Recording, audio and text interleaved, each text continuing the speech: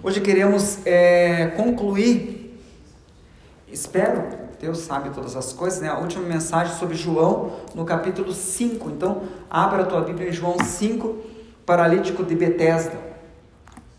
João 5, texto riquíssimo e tem muitos pensamentos aqui. Hoje parece que eu não sei se é a quinta, acho que hoje é a sexta mensagem só sobre João capítulo 5. Os irmãos que não acompanharam e perderam, tem no YouTube, Ministério Pai Nosso. Se vamos procurar lá Ministério Pai Nosso, ou colocar o nome de Oberdam Macedo Ribas, tem todas as mensagens lá nossas, pelo menos dos últimos tempos aí. Essa pelo menos tem as 6 mensagens lá, 5, e essa é a sexta. Queremos hoje estar completando. Para completar essa mensagem, nós temos desde a primeira mensagem, visto que existe aqui nesse texto maravilhoso, alguns simbolismos. A gente chama isso de tipos, são símbolos. A Bíblia diz que tudo que foi escrito, tudo para nosso ensino foi escrito, para que pela paciência e consolação das Escrituras tenhamos esperança. Então tudo que foi escrito aqui tem um símbolo para nós. Quando você vê, por exemplo, Israel saindo do Egito, é um símbolo de nós que saímos do Egito mundo. Nesse texto aqui, mesma coisa. Vamos ler o texto novamente? Sempre é bom ler a palavra. João, capítulo 5, verso 1.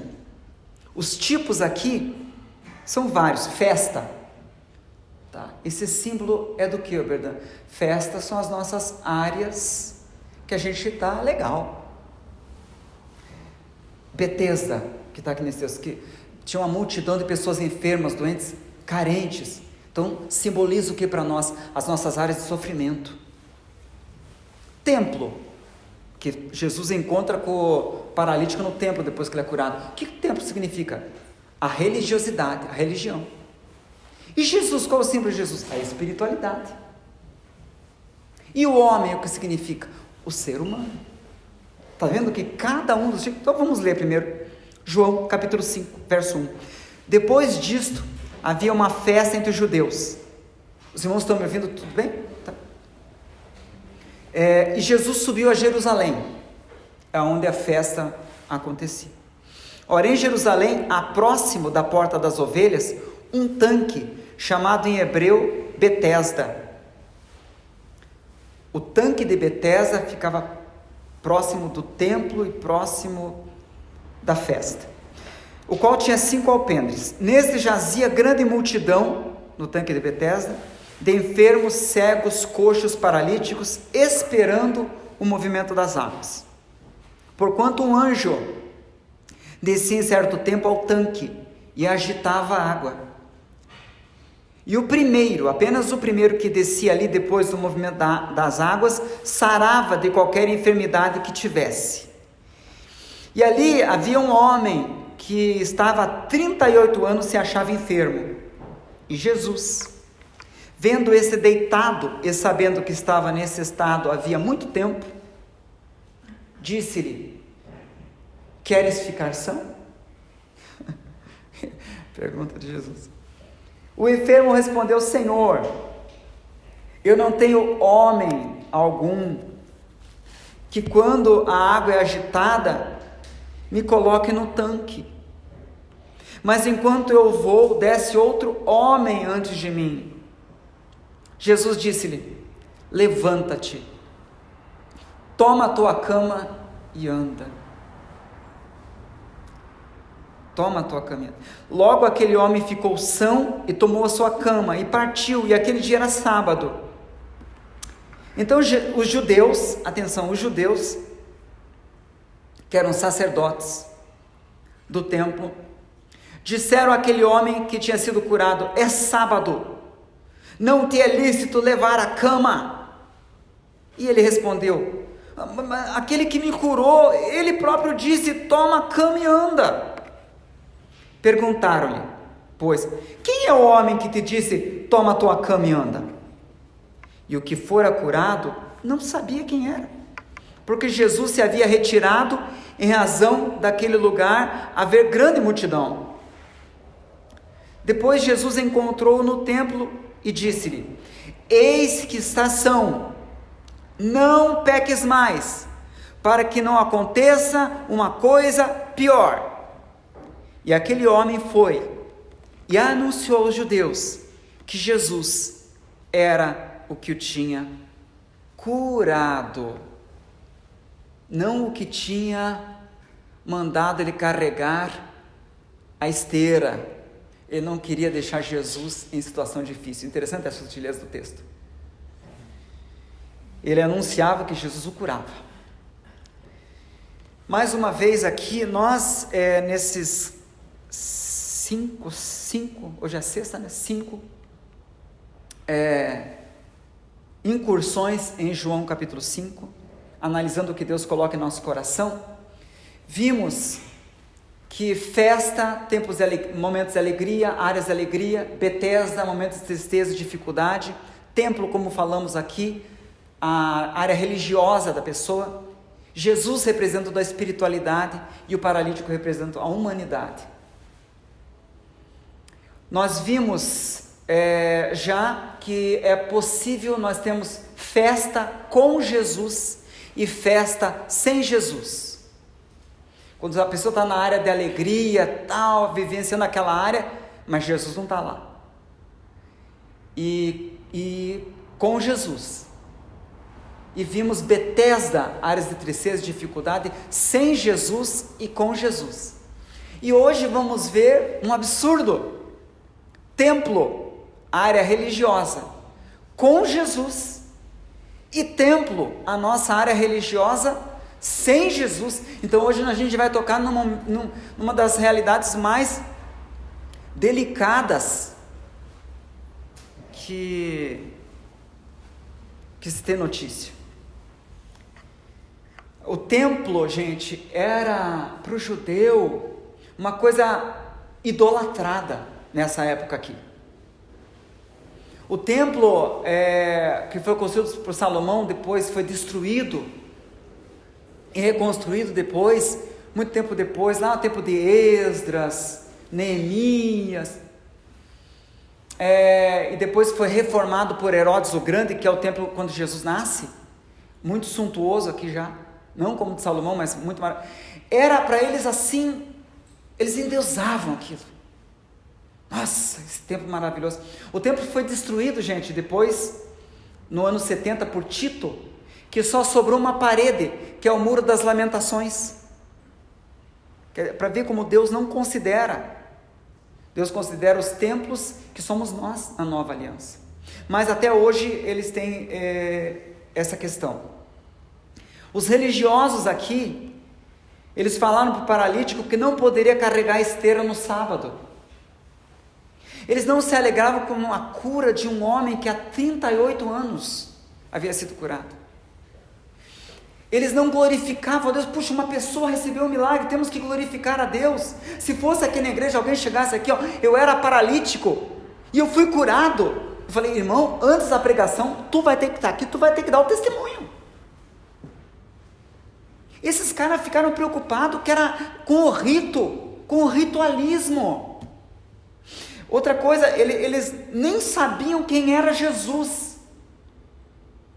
Como é que pode não conhecer o próprio Salvador? Não reconhecê-lo como Deus?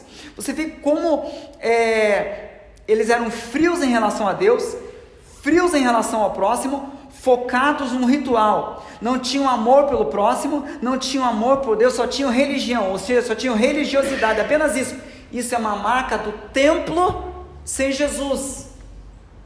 Templo é o ritualismo. Isso existe, isso foi criado por Deus. Existe um rito para a gente fazer a Santa Ceia. É religiosidade, é religião, nada errado nisso. Existe um ritual para a Santa Ceia, uma série de fatos que você tem que respeitar em relação à Santa Ceia. Em relação à oração, todas as práticas espirituais do Gênesis e do Apocalipse, mesmo na Nova Aliança, tem um ritual. Isso é religião. Não tem nada. Deus criou isso. Até o próprio Deus fala assim: a religião para com Deus é visitar os órfãos e viúvas em suas necessidades. Quer dizer, existe uma religião de Deus. Isso está perfeito na palavra, está ótimo. Só que religião que é templo sem Jesus ou com Jesus é algo que pode acontecer. E é isso que o Senhor vem hoje nos chamar a atenção, que nós temos que fugir disso. E temos que ter templo, ações religiosas que redundem em Jesus, em espiritualidade. Quando eu caminho seguindo os ritos que a palavra de Deus ordena, dentro da igreja, ou seja, eu estou em templo, mas isso me leva a uma experiência mística. A palavra mística é espiritual, etérea, eterna com o Cristo. Porque podemos vivenciar um ritualismo que não redunda, que não vai em seus passos até o Cristo. A Bíblia diz que existe uma série de ritualismo em relação à oração. Fecha a tua porta secreto, ora em Deus em secreto. Mas aí a gente segue esses passos ritualísticos e por algum motivo Jesus não está no templo. Nós não conseguimos sentir a sua presença. Nós seguimos os passos dos rituais do dízimo. Como diz a palavra do Senhor, trazer todos os dízimos à casa do Senhor. Eu dou esses passos em relação a dízimo, mas não redunda em Jesus, na espiritualidade, na eficácia do ritualismo que eu estou fazendo, que é a prosperidade. O que está acontecendo? Eu venho para a igreja, a Bíblia diz para eu vir para a igreja, porque ali tem a presença do Senhor. Alegrei-me quando me disseram: vamos à casa do Senhor. Uma série de ritualismos, isso é templo, em relação à espiritualidade, para chegarmos à espiritualidade. Mas eu venho para a casa do Senhor, a palavra de Deus fala com as pessoas, não fala comigo. Por que isso está acontecendo? Então nós podemos vivenciar templo, a minha realidade religiosa com Jesus, em que eu sinto a sua presença, Ele fala comigo, as coisas acontecem no mundo espiritual, ou eu sigo uma série de rituais, uma série de ritos religiosos, não, mas está na Bíblia, o pastor viu ali, mas não redundam, não está acontecendo de Jesus no templo, ou está. E é disso que nós queremos aprofundar, porque nós não podemos, como acontecia com esse povo aqui, que começa a falar com esse paralítico, que não era para ele levar aquela esteira porque era sábado. Mas como é que você foi curado? Quem te curou deve ser o Messias, porque as profecias diziam que o Messias iria curar. Eles nem indagam a respeito disso. Eles estão tão focados em rituais que esquecem da essência, que o ritual foi feito para chegar à espiritualidade. Toda a lei que foi escrita no Antigo Testamento, ela é uma série de rituais para poder se chegar a Deus. E na nova aliança que nós vivemos, também tudo o que a Bíblia diz para fazermos é para nós nos aproximarmos do Senhor. Sem isso não chegaremos a Ele. Mas o que está acontecendo, é isso que o Senhor hoje quer falar intimamente conosco. Conversão. O que faltava na vida desses religiosos é uma verdadeira, uma genuína conversão. Eles não tinham conversão, que é uma ação do Espírito Santo transformadora no coração do homem. Não havia isso no coração deles, havia apenas essa frieza. Quando uma pessoa é convertida, que é Jesus no templo, ela não vai conseguir separar, dissociar do Cristo. Ela vai levar o Cristo para a sua empresa, ela vai levar o Cristo para o seu trabalho, ela vai levar o Cristo para o supermercado. Ela não vai conseguir dizer: Jesus, fica aí, eu vou entrar sozinho nessa igreja, porque eu quero esgoelar alguém que está aí dentro, e eu não posso fazer com a tua presença. Ela não consegue, essa pessoa não vai conseguir dissociar-se do Jesus. Uma pessoa com conversão, que não era o que esses homens tinham uma casca, a religiosidade, mas não tinha a essência. Em Isaías capítulo 1, Deus fala assim: eu já me cansei de todos os rituais religiosos que vocês fizeram, eles me são enfadonhos, não os façam mais, porque só tem templo, só religiosidade, mas não tem a essência, a espiritualidade. Vocês não são convertidos. Em cada denominação, de todo esse mundo, vão se assentar nos bancos das igrejas pessoas com templo com Jesus ou templo sem Jesus, pessoas que vão sentir a espiritualidade e pessoas que não vão caminhar até a espiritualidade, em todas as denominações. Então nós não estamos falando de denominações específicas, mas de uma realidade de cada um de per si aqui, que está vivendo. Hoje Deus nos trouxe aqui para nos confrontar, a deixarmos de sermos apenas religiosos, templo, só temos templo, mas temos templo com Jesus, diferente desses homens aqui. Gente, vocês não vão ver, por exemplo, eu aqui fazer muito apelo. Por que o Verdun não faz apelo?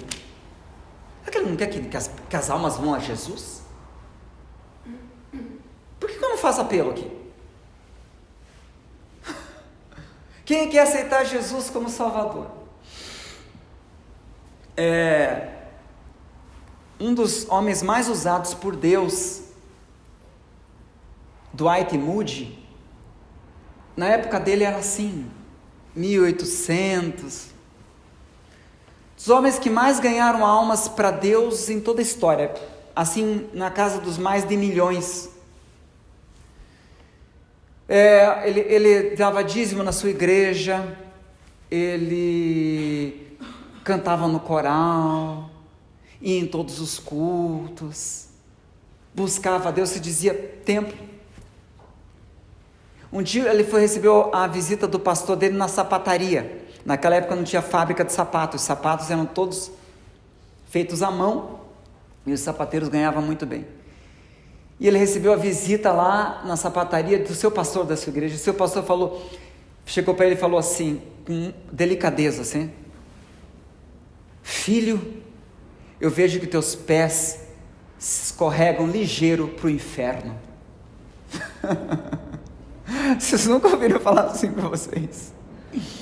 E daí ele pegou, dobrou seus joelhos e começou a falar: Senhor, tem misericórdia, Senhor amado, meu pastor está certo, eu não tenho pecado com nada, com mulheres, nem com bebidas, nem com nada, eu tenho tentado fazer tudo certinho, e canto no coral, e estou buscando a Ti, mas Senhor, eu não quero mais, eu preciso ter uma conversão, eu preciso ter algo grandioso na minha vida. Parece que nada aconteceu na vida dele. Mas depois ele começou a trabalhar na escola bíblica dominical. E depois ele começou a fundar várias escolas bíblicas dominicais em vários locais. E as pessoas vinham para as aulas de escola bíblica e acabavam aceitando a Cristo como Salvador mesmo. E ele começou a ganhar almas, e o ministério dele se tornou absurdo. Com Spurgeon aconteceu exatamente a mesma coisa. Spurgeon é o chamado príncipe dos pregadores, o maior de todos os pregadores que se tem notícia. E ele era também um cristão, como esse Moody. Fazia todos os rituais e dava dízimo e todas as ofertas, tudo certinho. Só que um dia ele foi numa noite chuvosa, num culto, e uma pessoa muito assim, em culto estava pregando, só que pregou uma mensagem linda de Deus, assim, olhar para mim e viver. Ele se sentiu tocado por aquilo, e ele falou: eu não sou convertido ainda, eu não estou em avivamento, eu não oro, eu não sou ávido com relação a Deus, eu não busco a Deus o suficiente. E ele veio para frente, e ali ele aceitou Jesus, mas depois de estar muito tempo fazendo todos os rituais de uma igreja, por fora você dizia: nossa, ele é um homem salvo, mas não estava ainda. É por isso que nós não fazemos. Teve um senhor, chegou à minha casa em lágrimas, e parente da minha esposa, ele falou assim: Berdan, eu comecei a sentir algo muito forte desde o último culto, que nós tínhamos feito um culto tipo célula assim, né? Mas era só um culto e não ia mais ter, que era uma tia da minha esposa que estava inaugurando a casa dela, e daí feito um culto, e a gente pregou uma mensagem na verdade rápida, e esse senhor foi lá, né, que era parente da minha esposa, e ele ouviu a mensagem, e daí nós fomos embora, e depois ele chegou na minha casa chorando, tempos depois, e começou a falar assim: olha, comecei a sentir depois daquela pregação uma grande tristeza, e hoje que é sábado, eu ia me suicidar. Peguei o meu carro, e no íntimo do meu coração, eu ia pegar o carro, ia pegar o máximo de velocidade, ia bater contra o muro mais forte e ia morrer, porque eu não aguento mais minha vida. Eu vivo nas drogas, eu tento no álcool, minha vida é miserável, minha família não me respeita, eu vou me matar. Foi o que ele pensou no coração dele. Daí ele chegou na minha casa dizendo: mas daí eu me lembrei daquele culto, e daí eu tenho que ir na casa do Berdan, e daí eu estou aqui, e estou com uma grande tristeza no meu coração, e eu não sei se me suicido, eu vim aqui, eu estou perdido. Daí eu cheguei para ele, o Espírito de Deus nos falou: essa tristeza e tudo isso daí, é Deus que quer que você renda realmente o coração para Cristo. E as lágrimas começaram a jorrar daquele coração. Deus. Hoje ele é pastor na comunidade Pastor Batista, na comunidade Alcance de Pinhais. O Senhor diz: você vai ter que fazer isso. Chega. Eu sigo todos os ritos da religião que não me levam a Deus. O que está acontecendo comigo? Eu chego aos ritos da oração e tem uma parede no meu peito. Meu Deus! O que está acontecendo? Hoje você tem que ter um desespero, sabe? O Espírito de Deus revela que você está olhando tanto para o lado de fora, para os inimigos do lado de fora, e Deus diz: mas os teus inimigos, como estão?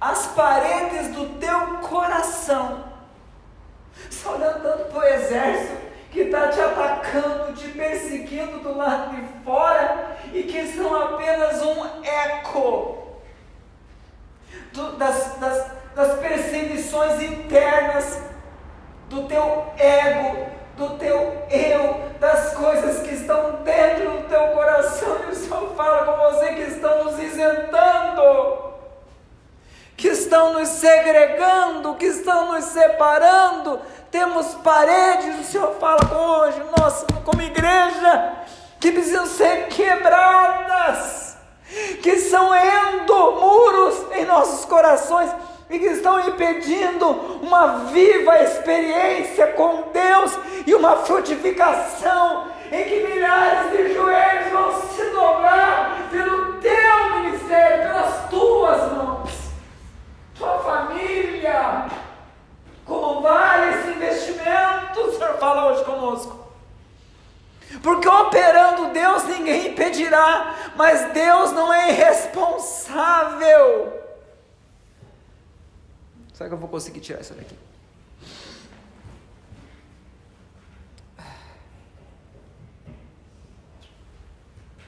Som. Estão me ouvindo? Deu calor, irmãos. Deus não é responsável. Ele é um Deus de princípios.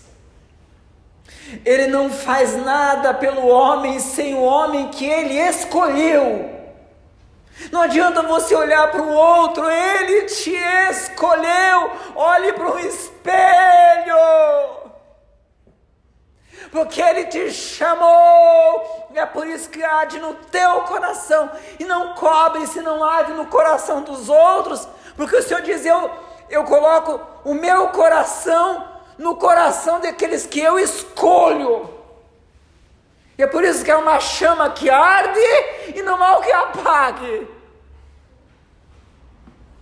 Operando eu, quem impedirá? É principalmente inside, é dentro.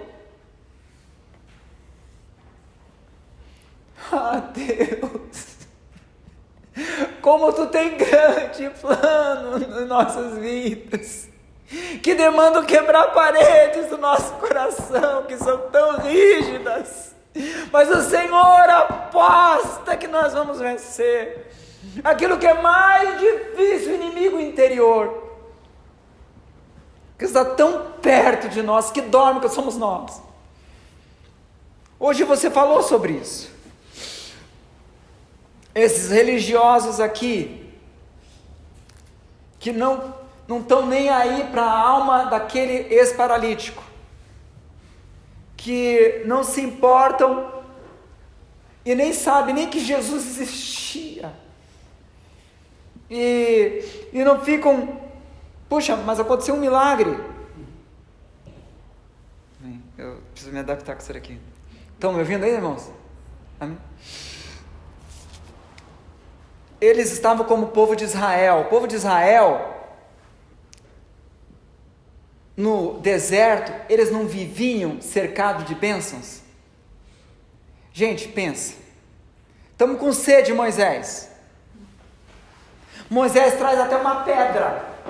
Tu tá de brinquedo e te mira, é logo uma pedra. Não tem um rio. Não tem alguém como aqueles caras assim que são aqueles escoteiros que eles acham água com uma varinha. Poço, hello, poço. Tem aí, Moisés, traz uma pedra. Moisés toca na pedra e sai água da pedra. Caramba, derreteu o coração. Eles beberam das águas e devia estar escrito em Êxodo. E o povo dava glória a Deus e louvava o Senhor. Você vê isso? Estamos com fome, Moisés. Cai pão do céu. Não leva árvores frutíferas, oásis no deserto, não. Para o mais improvável. Por quê? Porque Deus queria converter o coração daquele povo, que se vicia na bênção e não se vicia em Deus. E daí eles reclamavam ao menor problema, toda hora. E Deus tinha que ser uma espécie de garçom, servindo as bênçãos que eles... Estamos cansados de maná. Nós não queremos mais maná, Moisés. Nós queremos agora uma comida boa, Moisés. Nós queremos carne. Nós nos fartávamos dos pepinos e das cebolas do Egito, Moisés. Templo sem Jesus. Porque templo com Jesus é Deus deu e Deus tirou. Bendito seja o nome do Senhor. Templo com Jesus é, ainda que a figueira não floresça, não haja fruto na vide, o produto oliveira minta, os currais não me gado, todavia me alegrarei em ti, Senhor, eu exultarei no Deus da minha salvação. Isso é conversão. Fico pensando que não temos em nosso tempo, temos pessoas salvas em todas as igrejas, mas parece que a filosofia de conversão foi perdida nos últimos séculos, porque a bênção não converte.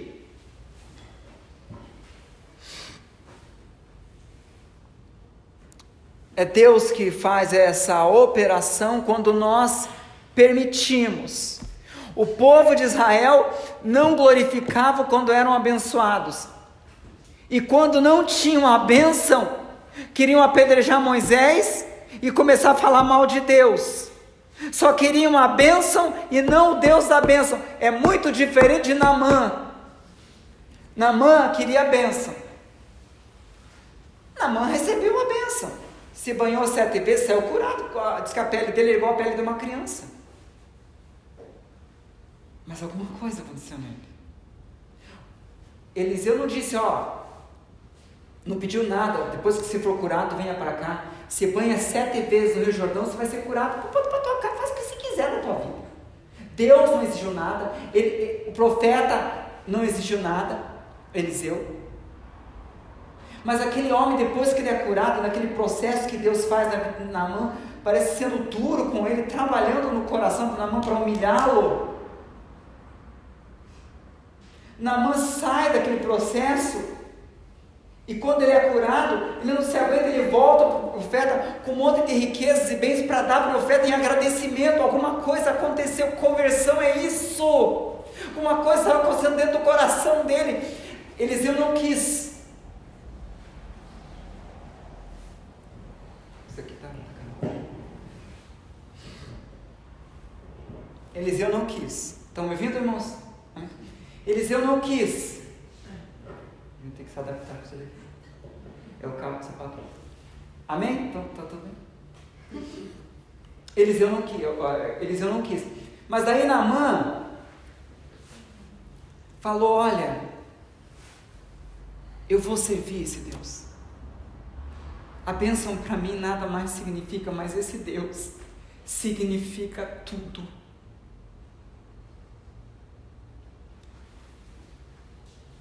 Ofni e Finéias eram sacerdotes no templo do profeta Samuel. E eles só tinham templo sem Jesus. Diz o texto que eles faziam tudo de mal e eram sacerdotes muitíssimos malignos diante do Senhor. Se prostituíam com mulheres, roubavam aquilo que era sacrifício de Deus. Por fora você via sacerdotes, mas por dentro, templo sem Jesus, sem vida de conversão. A palavra de Deus, 2 Crônicas 7,14, diz: se o meu povo que se chama pelo meu nome se humilhar, orar, buscar a minha face e se converter. Às vezes buscamos, mas ainda falta uma conversão. Deus hoje nos trouxe para nos revolucionar, para dizer a nós que temos que enterrar nossos joelhos nas nossas casas e dizer: Deus, me converte de uma forma profunda, como o Senhor fez na vida de Moody, como o Senhor fez na vida de Billy Graham. Billy Graham foi aceitar Jesus como Salvador. Ele diz que quando ele aceitou, ele foi à frente a aceitar, ele não sentiu nada, mas de quando em quando o Espírito Santo foi adentrando cada vez mais no seu coração, e Deus se tornou o seu tudo.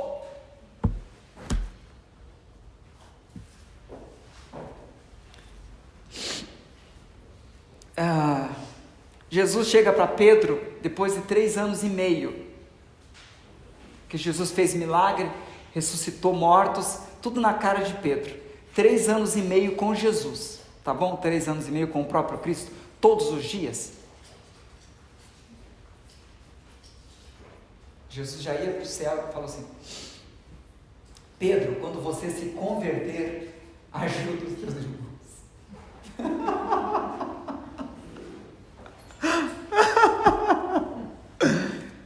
Pedro vivenciou durante 3 anos e meio templo sem Jesus, com Jesus todo o tempo. Toda essa casca, como a mulher samaritana que começa a conversar com Jesus, a casca parecia uma teóloga.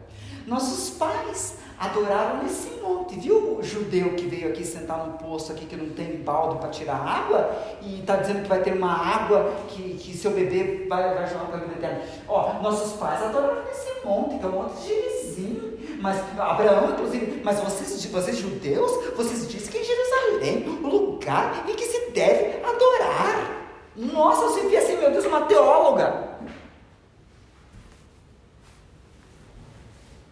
5 maridos tiveste, e esse que está com você, que é o 6º, não é teu marido. Se destruiu 6 casamentos, e vem falar de teologia. Se eu fosse eu falava isso daí, mas era Jesus, né? Graças a Deus, para ela que era o Cristo.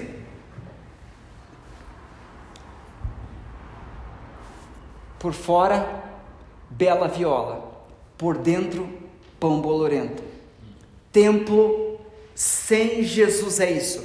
Você viu esses religiosos daqui, por fora eles estavam paramentados com umas becas sacerdotais, e você dizia templo, religião, mas sem Jesus.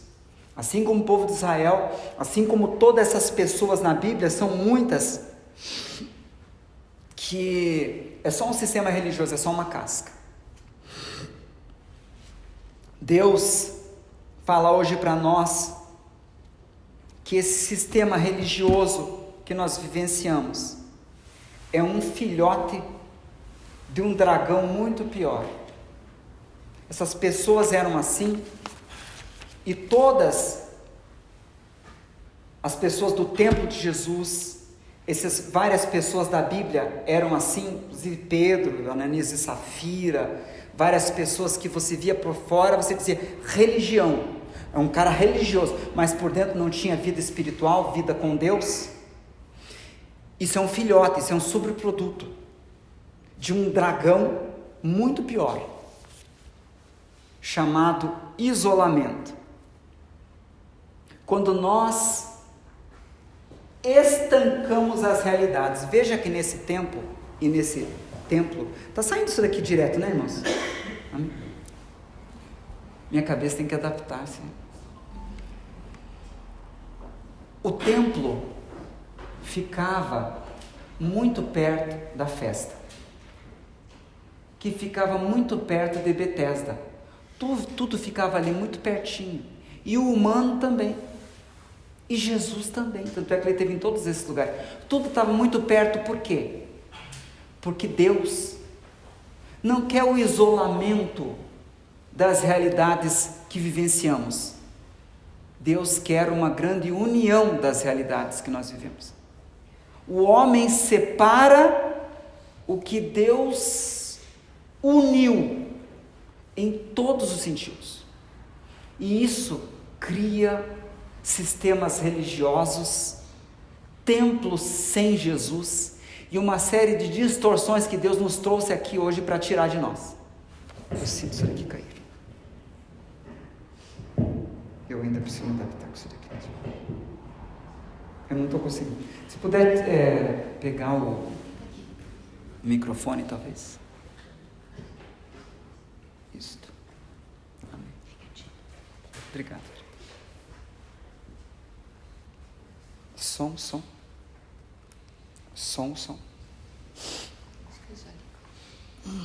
Ainda temos que nos adaptar, irmãos, às novas tecnologias, né? Não estamos acostumados às novas tecnologias. Som. Som. 1, 2. Amém? Som. Estão me escutando, irmão? Eu ainda vou ter que me adaptar ali, ainda depois a gente vai chegar. Vou colocar um durequezinho ali. Ou minha cabecinha, né? Tá lisinha, não tem cabelo mais, daí sai. Gente, o sistema religioso que nós vimos aqui é um erro do ser humano, quando nós deixamos as nossas áreas da nossa vida estanques. Então Deus hoje quer tocar muito nas realidades da nossa vida. Você vai ver lá com Abraão, em Gênesis 15, Abraão triste. Por que Abraão estava triste em Gênesis 15? Sabe por quê? Abraão, como todos nós que estamos aqui, toda a humanidade, nós temos a área festa, áreas boas da nossa vida, áreas que nós nos alegramos, áreas que nós dizemos, oh glória, áreas que a gente está bem. Abraão tinha as áreas boas da vida dele, mas ele estava triste, porque ele não trouxe para a Betesda dele, que era a área dele não ter filhos, a sua área festa. Ele tinha que, eu não tenho filhos, mas eu tenho uma esposa que me chama de Senhor, eu tenho riquezas que Deus me deu, vitórias em guerras, eu sou uma pessoa nobre aqui na terra, eu saí de Ur lá, eu tenho um histórico, eu tenho coisas tão grandes, tão maravilhosas.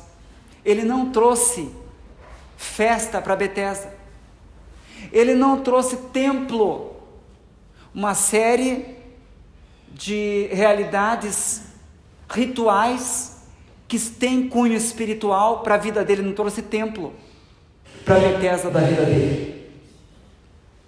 Ele não trouxe, os irmãos estão organizando lá, para a vida dele, Jesus, a espiritualidade. E daí ele estava triste, ele isolou. O que gera problema na nossa vida é que nós estamos isolando as coisas. Nós, quando isolamos alguma coisa, nós só focamos naquilo.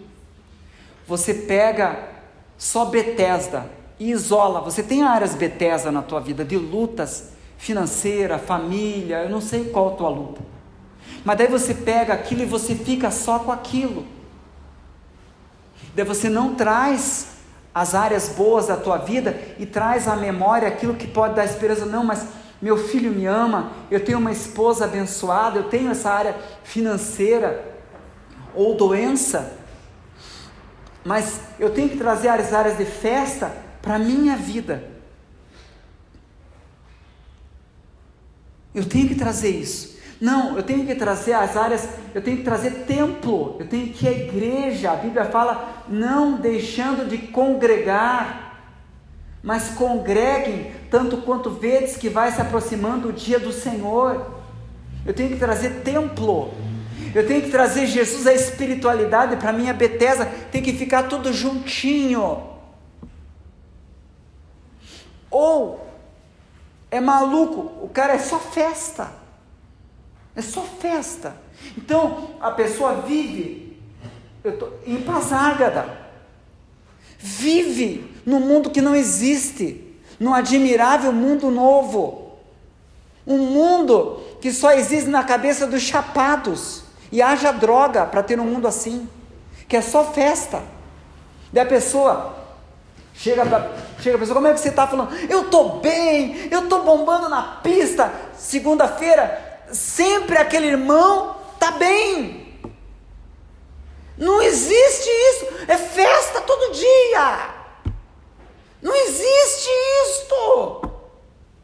O cara está encobrindo, ele está se isolando na festa. Não existe Betesda. E existe, irmãos, uma tristeza segundo Deus. Betesda tem o seu papel. Como nós precisamos de Betesda, de áreas de luta, isso nos mantém focados. Mas chega para a pessoa, só tem festa na vida, isolamento. Pegou só aquela, isolou. Para se livrar da dor, vamos falar só de bênção. Ou é templo. Se chega para a pessoa, você está em Betesda, não, é o diabo. É o diabo. Não, porque eu estou bombando na pista, eu estou ganhando alma para Jesus. Irmão, como é que está a tua esposa? Ele se separou da esposa. Mas não, é o diabo, eu me separei, é o diabo que está lutando. Tá, ele está separado da esposa e vai deixar a esposa ir para o inferno?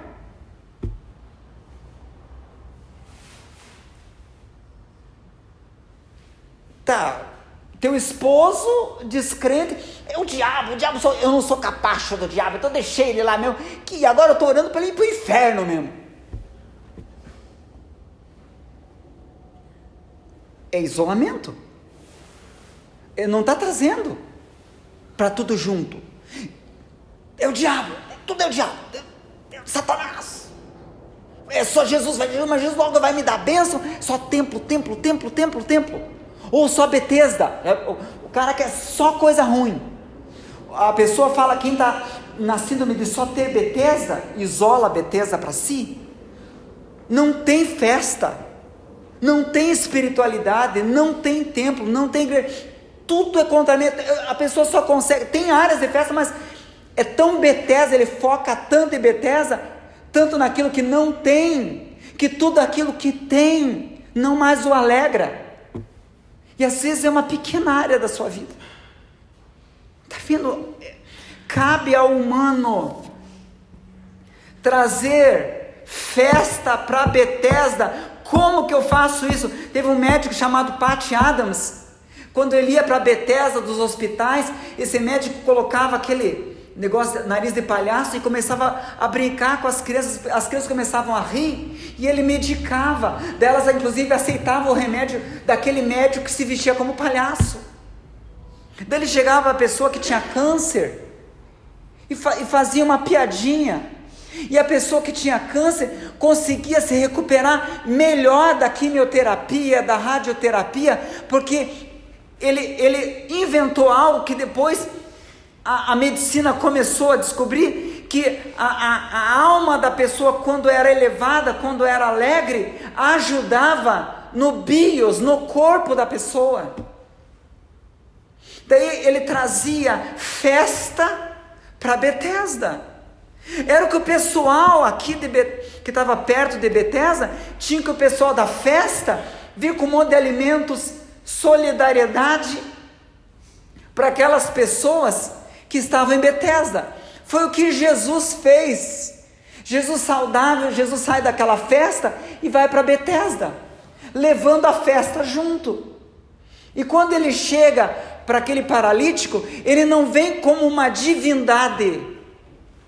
Ele não diz, eu sou Deus, estou aqui. Ele se disfarça de homem, se mantém como homem, não fala da sua identidade de Deus antes, nem durante e nem depois do milagre. Por quê? Porque ele queria dizer uma mensagem, que o homem é a cura para o homem. Então ele não se revela, ele vem como homem Deus, revela apenas a sua nuance de homem, escondendo a sua divindade, e começa a conversar com aquele homem. Aquele homem parece que ele até começa, quando conversa com Jesus, se esquecer da sua paralisia, das suas doenças. Quando eu ia ao Pequeno Príncipe, com meu filho pequeno, estava com problema de garganta, alguma coisa assim, chegava na sala do Pequeno Príncipe, então eu olhava aquela sala assim, e todo mundo estava com grandes problemas, e aquela sala se enchia, principalmente em tempos como esse, porque todas as crianças ficavam tudo com problema de garganta, e estavam ali os pais, era para estar tudo com cara de inferno. Mas eles chegavam ali, e eu vi assim, as pessoas estavam conversando uma com as outras acerca dos seus problemas. Aí esse meu filho aqui eu trago toda semana no Pequeno Príncipe, mas ele estava alegre, e a criança já estava balançando a perninha no colo do pai e da mãe, as crianças ali doentes. O que aconteceu? Simplesmente o fato daquela conversa, do humano conversar com o humano, gerava um alento no coração das pessoas, que elas às vezes se esqueciam dos problemas, e daí estava a sua hora de entrar, e elas entraram mais animadas nas salas, levando as suas crianças doentes. Festa para Betesda. Por que está separado isso? Força ao fraco. Quando eu, que sou forte, levo força ao fraco, como diz a palavra, um ao outro ajudou, e ao que estava fraco disse, esforça-te. É eu trazendo festa para Betesda, solidariedade, empatia. Quando é festa em Betesda, quando eu louvo a Deus pelas áreas de festa, enquanto eu sofro segundo Deus as minhas Betesdas. Cabe ao humano trazer festa para Betesda. Glorifique a Deus quando você está com essa dor, porque em outras áreas Deus tem colocado a sua mão, e quando você fizer isto, Deus vai trazer tanta festa para Betesda na tua vida. Mas cabe ao humano trazer fé, não dissocie. Cabe ao ser humano trazer Betesda ao templo. Eu estou com luta, estou com dor, em tudo façam conhecidos diante de Deus as vossas necessidades. É Betesda, necessidade. Com súplica, oração e ação de graça, isso é templo, é como chegará. E a paz de Deus, que esse é entendimento, isso é espiritualidade, é Jesus, guardará o vosso coração e o vosso sentimento em Cristo Jesus. Aí vai estar completo. Ou seja, Deus quer uma grande gondiana divina, uma pangeia de Deus, uma unidade dessas coisas que nós vivemos separando, e é nós separarmos, e daí depois de separarmos, isolarmos, que é o segundo capítulo. Na verdade nós ficamos só com aquilo que é ruim, ou com neuras, a vida é só festa. Você conhece pessoas que a vida é só festa? Eles querem tanto, dói tanto as suas vidas interiores, que eles só querem festa, é só festa. Templo, o humano busca dissociar. Adão peca, Betesda, o que ele faz? Começa a se esconder de Deus. Deus corre atrás dele, ele corre de Deus, e Deus está buscando ele. Onde estás, Adão? Notou que é Deus buscando? Porque ele estava fugindo, Deus estava querendo se unir, o espiritual estava querendo se unir, e o humano estava querendo se dissociar. Então, está errado. Eu pego minha Betesda, o meu pecado, e eu chego até com os ritos, templo, e olho para 1 João, capítulo 1, capítulo 2, que diz: se confessardes os vossos pecados, eu não pego, eu não me escondo no meu pecado, ou agasalho, ou fico acariciando, isolado do meu pecado. Não, eu levo o meu pecado com o humano, através do templo, rito, até o divino Jesus, até a espiritualidade, e confesso, e daí eu uno o meu pecado ao sangue de Jesus, que me purifica de todo o pecado, e daí eu sou mais branco do que a neve, eu sou mais alvo do que a neve, porque eu não isolei, eu uni.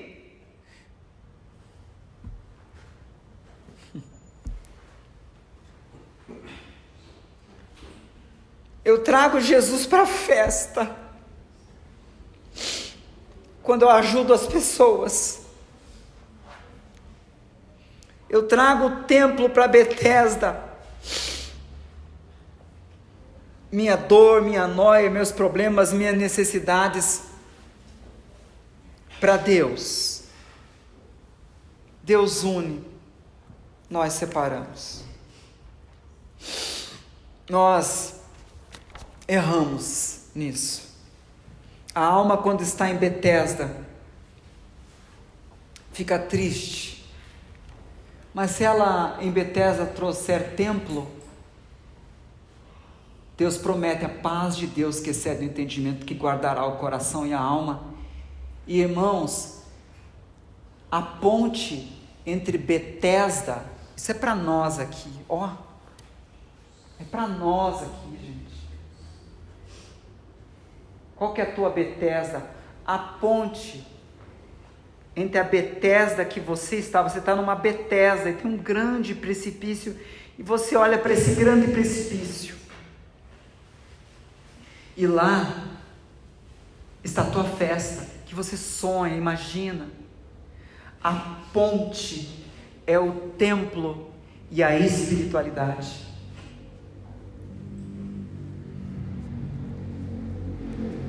Nós vivemos separando. Hoje foi falado aqui, estava na mensagem, era Deus usando a Giovana. o Estado é laico. Que absurdo! Que absurdo! Vamos separar o Estado de religião. É um absurdo isto. O Bolsonaro orou quando tomou posse. Fizeram um culto. O Estado é laico, não pode abrir a Bíblia Sagrada. Tem que isolar o Estado de Deus. Só que a Bíblia não isola. Feliz é a nação cujo Deus é o Senhor. A Bíblia está unindo. Me desculpe. O Estado é laico para quem é do inferno. Para quem é de Deus. O Estado é de Jesus. O Brasil é de Jesus. Que laico nada. Laico o diabo toma conta. A Bíblia une Estado com a espiritualidade quando diz que é para orar pelas autoridades. Senão não tinha versículo isso. Família. Teve um amigo meu que falou assim: meu filho, eu sou evangélico, mas meu filho, quando ele crescer, ele vai saber. Ele vai dizer. Será que é isso que a Bíblia fala? Ensina a criança no caminho. A Bíblia une. O homem está dissociando o que a Bíblia une. A união do Estado com Deus é bíblico. Que Deus nos dê um presidente da República batizado no Espírito Santo, cheio da presença de Deus, que até esteja disposto a ser deposto por amor à palavra do Senhor. Que aconteça isso nesse Brasil. Não tem nada que separar. Eu vi uma vereadora evangélica dizendo uma coisa, outra coisa. É nada. Quando perguntaram a ela sobre o homossexualismo, não é uma coisa, é outra coisa, não. Porque diante de Deus, homossexualismo, lesbianismo é abominação, não é só pecado. Não tem que desunir isso, não. Tem que unir. Porque essa gente está sofrendo por fazer aquilo que quer. Porque é quando nós fazemos a palavra do Senhor, seguimos o ritual que nos leva à espiritualidade, e o amor de Deus, a paz de Deus, a bênção de Deus, que é o que nos faz feliz, vem a nós. Nós não somos felizes fazendo o que queremos, nós somos felizes quando fazemos a palavra de Deus e a vontade de Deus, porque quando seguimos esse rito, que é templo, chegamos à espiritualidade, da onde provém tudo que nós precisamos e que nos faz feliz. Não somos felizes fazendo aquilo que queremos, sendo homossexuais, sendo voltados à promiscuidade, seja ela qual for. Não somos felizes gastando nosso dinheiro ao nosso bel prazer. Não somos felizes vendo uma vida para nós. Somos felizes quando fazemos o que a palavra de Deus manda. Então não podemos ficar focados em fazer a nossa vontade. Separo família de igreja. Já viu pessoas fazerem isso? Na igreja, minha esposa é uma benção. Teve um senhor que ele não queria vir para a igreja, e a irmã fazia tanta coisa na igreja, a irmã mais ativa na igreja. Daí o pastor foi visitar aquele seu esposo descrente, que era um peso para a irmã. E daí o pastor chegou lá e começou a falar para aquele esposo descrente: a tua esposa, nossa, ela cuida das crianças, ela cuida do culto dos jovens, ela cuida das velhinhos, ela é a pessoa mais ativa na igreja, é meu braço direito, aqui aliás os dois braços. Daí o descrente falou: ela é tudo isso aqui na igreja, porque lá em casa os meus filhos não têm nem o que comer. Não que eu não traga comida, é que ela não faz comida, porque ela só vive na igreja. Ela dissociou. Pouco tempo depois, aquele homem veio aceitar Jesus. Foi lá para frente e aceitou. E daí o pastor chegou, nossa, você aceitou Jesus, veio aqui, vejo que você aceitou mesmo. E ele falou, é que agora a minha esposa, ela é lá em casa o que ela é aqui na tua igreja. E daí eu vim aceitar Jesus. Filhos que o pai é uma bênção só na igreja, nunca mais querem saber de Deus, porque o pai dissociou, isso é hipocrisia. O que é hipocrisia? Dissociação. Separa o emprego de festa, separa o emprego, meu emprego da minha área espiritual. Vamos pegar assim, vai ficar mais fácil. A Bíblia diz que é para nós trabalharmos para os nossos patrões como se trabalhássemos para Deus. A Bíblia não dissocia. Está vendo como é que é o negócio? A gente separa, e daí o emprego é um peso.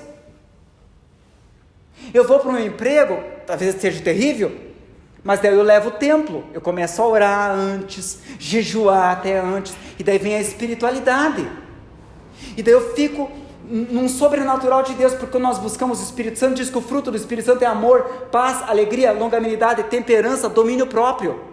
Se isso me acompanha no meu emprego, eu consigo, porque tem uma força sobrenatural, ou melhor, o poder de Deus, que vem no meu coração e na minha alma, me dando tudo que a minha alma precisa, amor, paciência, esperança, tudo. Não podemos dissociar, irmãos. É o que Deus tem colocado em nosso coração. Temos isolado as coisas. Tudo que Deus quer unir. Deus quer unir o que você tem isentado, o que você tem isolado. Tem gente que separa templo de Betesda, ele não faz conhecido diante de Deus, nem dos irmãos as suas necessidades, tem vergonha. Todo mundo nesse mundo tem Betesda, todo mundo nesse mundo tem festa, todo mundo nesse mundo tem templo, e todo mundo nesse mundo pode ter Jesus. Então, se você está passando por áreas de vergonha, não se envergonhe, irmão. Glorifique a Deus, porque você está junto com todo mundo. Então não dissocie. Hoje a gente vê uma dissociação tão errada, que nos dá só templo, ou só Betesda, ou só festa, e nunca será só Jesus, porque não é o que Deus tem passado para nós na sua palavra. Você vai ver o apóstolo Paulo com espinho na carne, você vai ver Pedro com um monte, mesmo depois do Pentecoste, com um monte de protuberâncias e coisas erradas que ainda está fazendo. Todo mundo tem sua Betesda, todo mundo tem seus problemas, todo mundo tem suas angústias. Apenas o que nós temos é que, e é isso que esse tempo que nós tivemos aqui tratando sobre esse texto, é saber lidar com festa, felicidade, áreas de bem na nossa vida. Betesda, áreas de luta e de angústia. Templo, a área de rituais, a área religiosa, e a espiritualidade simbolizada por Jesus dentro da nossa humanidade. Tem muitas pessoas que você chega num templo, irmão, aqui tem que ter reverência na casa do Senhor. E sempre os crentes dissociaram templo de festa. Pense, aqui era para ter muita festa, onde o nosso Jesus habita, onde Ele escolheu a sua igreja para congregar a sua noiva, para se ajuntar. Um ritualismo que vai gerar espiritualidade, que vai nos chegar a Cristo. Foi o Spurgeon que chegou para os seus, da sua sala, onde ele dava aula de homilética, e Spurgeon, príncipe dos pregadores, para ensinar sobre pregação para os seus alunos, falou assim: quando vocês quiserem falar, quando estiverem pregando, sobre algo agradável, sobre algo bom, vocês dão um sorriso. Ai, Jesus salva. E Jesus abençoa. E daí vocês dão um sorriso. Porque a palavra tem que acompanhar os gestos do pregador. Quando vocês quiserem falar sobre algo ruim, sobre diabo, sobre dor, sofrimento, usem essa cara feia que vocês têm. Às vezes você vai, sabe, as pessoas chegam assim, não tem festa no templo. Não tem Betesda no templo. Vamos nos colocar de pé. Não tem festa em Betesda. Deus quer, meus queridos, que a gente una essas coisas aí. Não desista dos teus, não os isole. Não isole. Eles têm jeito. Eles têm jeito porque você é canal de Deus para a vida deles. Não desista do filho, do irmão, do pai, da mãe.